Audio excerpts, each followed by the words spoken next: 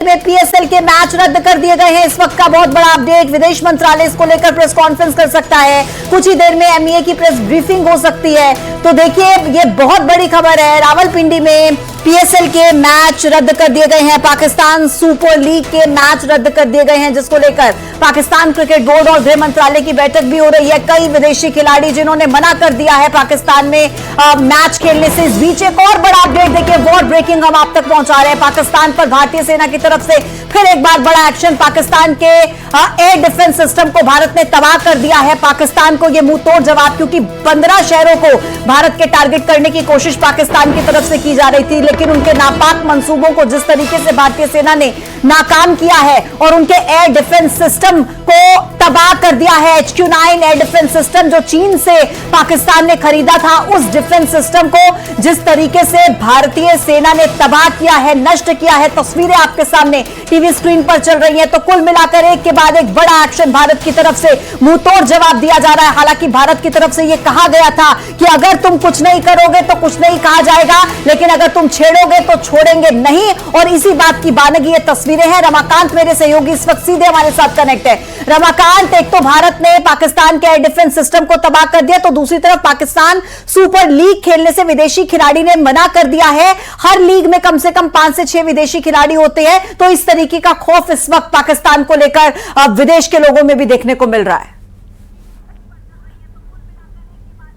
जी, मैं आपको बता दूं कि जिस तरह से सुबह किरण रिजिजू ने कहा था कि ऑपरेशन सिंदूर अभी लगातार जारी है और अगर हमें छेड़ा गया है तो हम छोड़ेंगे नहीं। ये भारत की जवाबी कार्रवाई जो है वो बहुत उम्दा तरीके की है। और जिस तरह से रावलपिंडी में स्टेडियम को ध्वस्त किया गया है, पाकिस्तान का एयर डिफेंस सिस्टम ध्वस्त किया गया है जो उसने चीन से खरीदा था, तो कहीं ना कहीं ये संदेश देने की कोशिश है कि आपने छेड़ा है तो हम आपको छोड़ेंगे नहीं। लोगों से हम सीधे जान लेते हैं कि पाकिस्तान पर जो भारत की ऑपरेशन सिंदूर में कार्रवाई जारी है, उसे लेकर आप क्या देखते हैं? ऑपरेशन सिंदूर में बेगम के कल मांग में सिंदूर भरा था, आज तो बेगम हमारे घर आई है। अभी आप देखते जाइए, अभी तो सब कुछ होने वाला, आगे बाल बच्चे सब कुछ होंगे। अभी तो आप रावलपिंडी निपटाया, अभी एयरबेस निपटाया, अभी पूरा पाकिस्तान। क्योंकि हम जब तुम्हारे घर के दामाद बन गए हैं तो दामाद बिटिया को पूरी तरह हमारे घर लेके आएंगे और पूरी व्यवस्था से लेके आएंगे, पूरे तरीके से लेके आएंगे। भारत सरकार की इस कार्रवाई को आप कैसे देखते हैं? भारत सरकार की इस कार्रवाई को ये बहुत ही अच्छे तरीके से देखता हूँ। बस मैं आपको बोलना चाहता हूँ कि ये तो सिर्फ अभी शुरुआत है, ये सिर्फ अभी ट्रेलर है, पिक्चर अभी बाकी है। ये झांकी है, पिक्चर अभी बाकी है। पाकिस्तान पर और भी बड़े हमले हो सकते हैं। बिल्कुल हो सकते हैं। जिस तरह से आज रावलपिंडी स्टेडियम को भी जमींदोज कर दिया गया है, वहां लीग खेलने वाले खिलाड़ियों ने मना कर दिया है, इंग्लिश लीग जो होने वाली थी। तो क्या पाकिस्तान को आगे आने वाले दिनों में और बड़े बड़े संकट झेलने पड़ेंगे? बिल्कुल झेलने पड़ेंगे और उससे बड़े बड़े संकट झेलने पड़ेंगे। भारत सेना की कार्रवाई लगातार जारी रहेगी। बिल्कुल, और अच्छे से जारी रहना चाहिए। ऑपरेशन सिंदूर को लेकर आपने सुना होगा, ये चीजें चल रही हैं। आप क्या मानते हैं कि भारत को इस बार छोड़ना नहीं चाहिए अगर पाकिस्तानियों ने छेड़ा है तो? बिल्कुल नहीं छोड़ना चाहिए, घुस घुस के मारना चाहिए। और जिस तरह की कार्रवाई अब चल रही है भी उससे संतुष्ट है भारत सरकार और सेना जो पराक्रम दिखा रही है पाकिस्तान में? बिल्कुल, बहुत बहुत संतुष्ट है हम लोग। देखिए, 14 दिन जो हमने इंतजार किया है, हमारी सेना पूरी तरह तत्पर होकर तैयारी से गई है। हम लोग छोटे पोटो टिकली फोड़ के काम नहीं चलाते कि 4 आतंकवादी भेज दिए, 15 मरवा दिए और टुच्चो टाइप की हरकतें। पूरा साफ करके मानेंगे। और हिंदुस्तान की सनातन धर्मी, पूरी हिंदुस्तान की जनता भारत की सेना के ऊपर आंखें लगा के बैठी हुई है कि कब पीओके ले आओ और पूरा पाकिस्तान साफ कर दो। सेना ने आतंकवादी पैदा किए, वहां की सरकार ने आतंकवादी पैदा किए, तो नासूर तो तुम ही ने पैदा किया ना, उसका भुगतान भी तुम्हारे को ही झेलना पड़ेगा। जिस कल एक उसमें देख रहे थे कि साहब हमारी मस्जिद गिरा दी गई। अरे मस्जिद ये धर्म स्थल है, धर्म स्थल को धर्म स्थल रहने दीजिए ना। वहां से अपराध का गृह क्षेत्र क्यों बना रहे हो? वहां जो है आतंकवादियों का गढ़ बना के रखा था। मस्जिद नहीं गिराई गई, कोई धर्म स्थल नहीं गिराया गया, वो आपने पनागाह बना के रखा था, इसलिए उसे गिराना जरूरी है। पाकिस्तान ठीक है। कुल मिलाकर रमाकांत, लोग कार्रवाई से काफी खुश नजर आ रहे हैं, लेकिन पुनीत आप देखिए जिस तरीके से पाकिस्तान जो है वो बाज नहीं आ रहा। मैं आपके पास आऊंगी, युगल तिवारी भी हमारे साथ कनेक्ट है। युगल, क्या आपके आसपास भी कुछ लोग मौजूद हैं? किस तरीके से भारतीय सेना की इस कार्रवाई को देखते हैं? कैसे शाबाशी इस वक्त दी जा रही है भारतीय सेना के इस काम को? क्या कह रहे हैं लोग? जी बिल्कुल, देखिए जिस तरह से यहाँ पर इस कार्रवाई की प्रशंसा की जा रही, हर कोई उत्साहित। हम सीधा लोगों से बात करेंगे। ऑपरेशन सिंदूर अभियान लगातार जारी है, क्या कहेंगे इसको लेकर? ये तो पहले तो सबको जय सिया राम।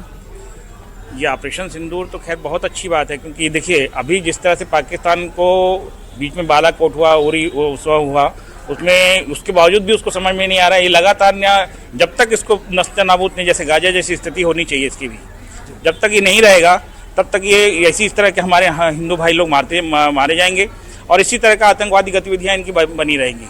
हर पूरे यही नहीं, पूरे विश्व में आतंकवाद की जड़ जो है पाकिस्तान है। जी आप क्या कहेंगे? आगे आइए, आप बताइए कि वहाँ के मैच को रद्द कर दिया गया है, हमला हुआ है, स्टेडियम को बड़ा नुकसान हुआ है। जी ऐसा ही नुकसान होना चाहिए।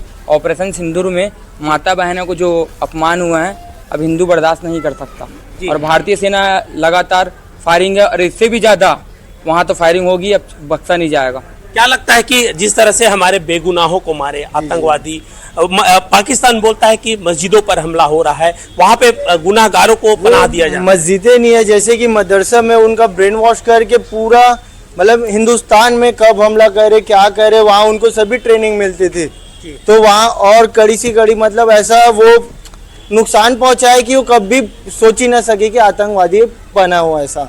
क्या चाहते हैं कि और भी हमले हैं वो तेज होने चाहिए? बिल्कुल नहीं, इससे भी तेज अब हमले होने चाहिए, क्योंकि देखिए लगातार इनकी गतिविधियां आज थमी नहीं। आज इतिहास उठा के देख ले, जब से यह पाकिस्तान अलग हुआ है, कभी भी हमने पहले कभी किसी चीज के लिए हमला नहीं किया है। इन्हीं के द्वारा जो है आतंकवाद और इन्हीं के द्वारा सैनिकों को मारा गया है। हिंदुस्तान कभी भी इस तरह का काम नहीं किया। जब तक पहले वार नहीं किया, तब तक पहला वार हिंदुस्तान कभी नहीं किया है। अब तो स्थिति यह है कि आर या पार। ठीक है ये मतलब लोग कह रहे हैं कि आर पार की स्थिति अब यहाँ पर नजर आती है। लेकिन अब पुनीत देखिए, आप जरा ये समझाइएगा कि भारत की तरफ से ये कह दिया गया कि भाई आप अगर कुछ नहीं करेंगे, हम आगे कुछ नहीं करेंगे, रक्षा मंत्री ने क्लियर किया, ठीक है, लेकिन अगर आप छेड़ेंगे तो हम छोड़ेंगे नहीं। और इस वक्त पाकिस्तान ये भी जानता है कि भारत पूरे तरीके से एक्शन मोड में है, कार्रवाई करने के मोड में है, लेकिन इसके बावजूद पाकिस्तान की तरफ से जो अमृतसर में कल हिमाकत की गई, आज 15 शहरों को टारगेट करने की जो कोशिश की गई, मतलब डर भी है इनके मन में, लेकिन क्या ये मूर्ख हैं? क्या इनको समझ में नहीं आ रहा है कर क्या रहे हैं, और इसका खामियाजा कैसे भुगतेंगे? पूजा देखिए, मसला क्या है कि पाकिस्तान में हिंदुस्तान जैसी सरकार नहीं है। पाकिस्तान में सरकार है तो कोई और, लेकिन मुखौटा लगाकर काम कर रही है, वहां पर सेना काम करती है। और जिस तरीके से भारत ने वहां पर जवाब दिया है और बदला लिया है, उसके बाद चेहरा छुपाने को, मुंह छुपाने को जगह नहीं बची है। और अपने लोगों के बीच ये बताने के लिए कि नहीं, आपके मुल्क की सेना जो है पूरी तरह से मजबूत है, सरकार मजबूत है, ये केवल फेस सेविंग है। और इसको आप समझिए कि वहां पर कहने को शरीफ साहब सरकार में और प्रधानमंत्री हैं, लेकिन पूरी सरकार को चलाने का काम जो है वो सेना कर रही है। तो इसलिए सेना ने ये करने की कोशिश की है, और अब मुश्किल में पड़ गया पाकिस्तान, बहुत मुश्किल में पड़ गया है। S-400 सिस्टम जो है उसको मैं थोड़ा सा समझाना चाहता हूं अपने दर्शकों को। बेसिकली क्या होता है कि अगर कोई हमला करता है तो हमारे पास जो S-400 सिस्टम है वो एक्टिवेट हो जाता है, और वहां से अगर किसी ने मिसाइल छोड़ी तो उससे लगातार S-400 सिस्टम से जवाब दिया जाता है, उसको हवा में ही नष्ट कर दिया जाता है।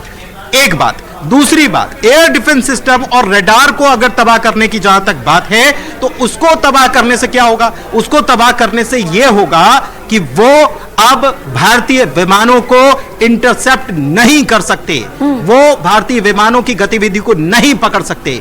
इससे आप समझिए कि आगे क्या होने वाला है। कम शब्दों में मैं अपनी बात को यही समझाना चाह रहा हूं कि क्या आगे होने वाला है, क्योंकि अजीत डोभाल ये कह चुके हैं कि हमने अपना जो काम करना था वो कर लिया, लेकिन पाकिस्तान तो ये मानने के लिए तैयार नहीं है। पाकिस्तान तो कह रहा है कि हम खुद आतंकवाद से पीड़ित हैं और हमको मदद चाहिए। लेकिन कई बार बार इंटरनेशनल मीडिया पर भी हमने देखा कि पाकिस्तान का झूठ बार बार जो है वो उसका नकाब उतर रहा है, साफ हो रहा है। अगर आतंकवाद से पीड़ित हैं पुनीत, तो समझ में नहीं आता कि ये हाफिज सईद और मसूद अजहर जैसे आतंकियों को एक टोकरे में भर के क्यों नहीं कह देते, निकाल क्यों नहीं देते, सौंप क्यों नहीं देते हैं? अगर ये आतंकवाद से पीड़ित है तो क्यों इनकी जो सेना है वो आतंकियों के जनाजे को उठाती हुई नजर आती है?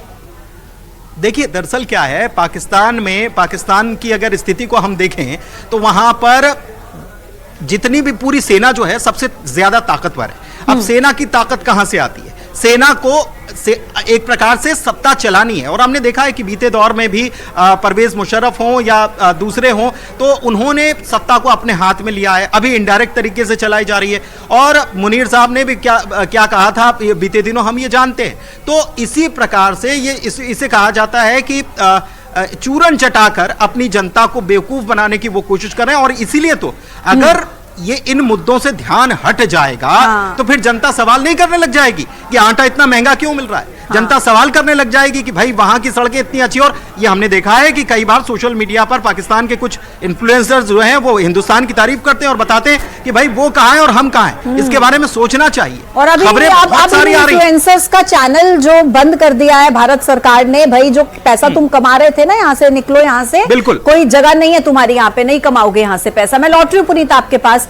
अब मिथिलेश गुप्ता मेरे सहयोगी इंदौर से कनेक्ट है, उमेश मौर्य बिलासपुर से हमारे साथ जुड़े हुए, रमाकांत और युगल के पास में पहले जा चुकी हूँ, दोबारा से जाऊंगी। लेकिन सबसे पहले मिथिलेश आपके पास आते हुए क्या बताएंगे आप दर्शकों को, और क्या अगर आपके पास कोई लोग मौजूद हैं तो मैं ये समझना चाहूंगी, आप लोगों से जरा ये पूछिएगा कि जो परिस्थितियां भी बनी हुई हैं, ऐसी परिस्थितियों में उन्हें डर लग रहा है या वो बहुत आश्वस्त है कि बदला भारत की तरफ से जो लिया जाएगा वो माकूल होगा।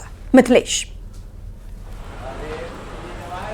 इस वक्त लोग मेरे साथ मौजूद हैं, सीधे उन्हीं से सवाल पूछते हैं। मन में कहीं कुछ भारतीयों के डर तो नहीं है जो हालात बने हुए, या लग रहा है कि पूरी तरीके से हम आश्वस्त हैं?